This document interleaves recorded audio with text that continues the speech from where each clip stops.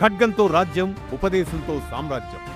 వారసత్వ అగ్ని పరీక్షలో నిలిచిన రాజాధిరాజు రెండో హరిహరరాయలు.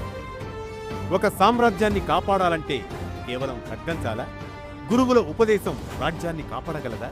వారసత్వ పోరు సామ్రాజ్యానికి శాపమా, శక్తి పరీక్ష?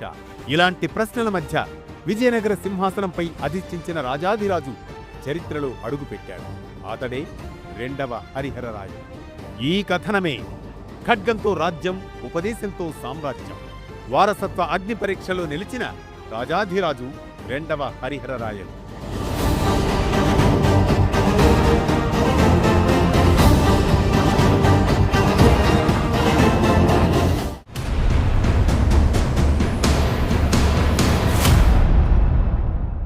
అనగనగా అది సామాన్య శక సంవత్సరం 1377వ సంవత్సరంలోని కాలం. విజయనగర సామ్రాజ్యం హరిహరరాయలచే స్థాపించబడి, బుక్కరాయలచే విస్తరించబడి ధర్మస్థాపన జరిగిన సమయం. కాలక్రమంలో రెండవ హరిహరరాయల తండ్రి మొదటి బుక్కరాయలు. తల్లి పేరు గురించి స్పష్టమైన శాసనాధారాలు లేవు. అందువల్ల రెండవ హరిహరరాయల తల్లి పేరు చరిత్రలో లిఖితంగా లేదు. రెండవ హరిహరరాయలు పాలనా పగ్గాలు చేపట్టారు తన తండ్రి అనంతరం. వారి తండ్రి మొదటి బుక్కరాయలు విజయనగర సామ్రాజ్యాన్ని బలంగా విస్తరించిన రాజు. సంగమ వంశంలో సింహాసనం వారసత్వ పద్ధతిలోనే కొనసాగేది. అంటే పెద్ద కుమారుడు లేదా అర్హుడైన కుమారుడే రాజయ్యేవాడు. మొదటి బుక్కరాయల మరణం సామాన్య శక సంవత్సరం 1377లో సంభవించింది. 1377లో మొదటి బుక్కరాయల మరణంతో విజయనగర సింహాసనం ఖాళీ అయింది. హరిహరరాయలు అప్పటికే రాజ్య పరిపాలనలో అనుభవం ఉన్న యువరాజు.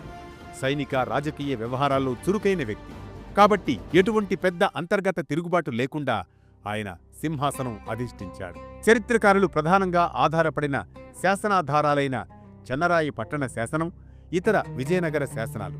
వీటిలో బుక్కరాయల తర్వాత హరిహరరాయలు రాజయ్యాడు అనే స్పష్టమైన వాక్య నిర్మాణం కూడా ఇమిడి ఉంది. యుద్ధం లేదా కుట్ర ద్వారా కాదు, సహజ వారసత్వంగా అధికార మార్పు జరిగినట్లు తెలుస్తోంది ఈ శాసనాధారాల ద్వారా. సింహాసనం ఎక్కిన వెంటనే హరిహరరాయలు రాజాధిరాజ, రాజ పరమేశ్వర, రాజవ్యాస, రాజ వాల్మీకి లాంటి బిరుదులను స్వీకరించారు ఆనాడు. ఇది కేవలం ముఖస్థుతికి మాత్రమే కాదు, తాను ధర్మబద్ధ పాలకుడినని ప్రకటించే రాజకీయ ప్రకటనలు, ప్రజలను పాలించే బాధ్యత ఉందని గుర్తు చేసేవే ఈ బిరుదులు. హరిహరరాయల గురువు శవణాచారి. ఆయన ప్రభావంతో శైవ వైష్ణవ సమన్వయం జరిగింది. మఠాలకు, దేవాలయాలకు దానాలు, ధర్మాన్ని పాలనకు కేంద్రంగా పెట్టడం జరిగాయి.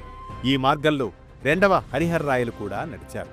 ఇతని పాలన తర్వాతే విజయనగర సామ్రాజ్యం నిజంగా దక్షిణ భారతదేశ శక్తి కేంద్రంగా మారింది. విజయనగర సామ్రాజ్యం తన వైభవ శిఖరాన్ని తాకుతున్న కాలం. సింహాసనంపై కూర్చున్నవాడు రెండవ హరిహరరాయలు.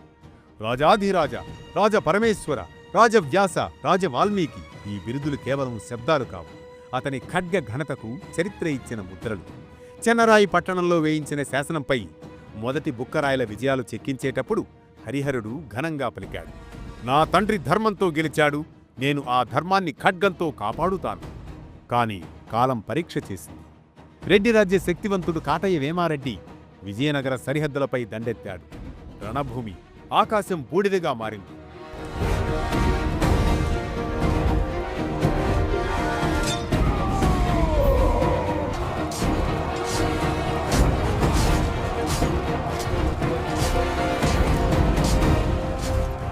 ఖడ్గాల మోత, ఏనుగుల గర్జన. విజయనగర సింహాసనం వెనక్కి తగ్గదు. ముందుకు సాగండి అంటూ హరిహరుడు ముందుకు ఉరికాడు. కాని అదృష్టం వెనక్కు నడిచింది. ఆ యుద్ధంలో ఓటమి.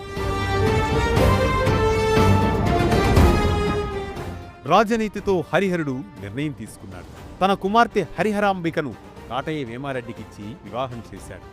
రక్తపాతం కన్నా రాజ్యశాంతి గొప్పది అని చరిత్రకు చెప్పిన రాజు ఈతడు. ఇక మరోవైపు అతని కుమారుడు విరూపాక్షుడు సింహళంపై దండెత్తాడు. సముద్రాన్ని చీల్చుకుంటూ నౌకాదళం సాగింది. విజయనగర ఖడ్గం సముద్రాన్ని వణికిస్తోందని ఉలిక్కి పడతాడు విరూపాక్షుడు. దీంతో సింహళ రాజ్యం కప్పం చెల్లించింది. విజయనగర కీర్తి దూర దూరాలకు విస్తరించింది. అయితే కాలం మరోసారి క్రూరమైంది. కరువు దక్షిణ భారతాన్ని కబళించింది.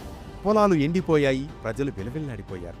అప్పుడు గురువు శవణాచారి రాజుకు ఉపదేశించారు, యుద్ధం రాజ్యాన్ని గెలిపిస్తుంది, కానీ దానం రాజును గెలిపిస్తుంది. హరిహరుడు అన్నదానాలు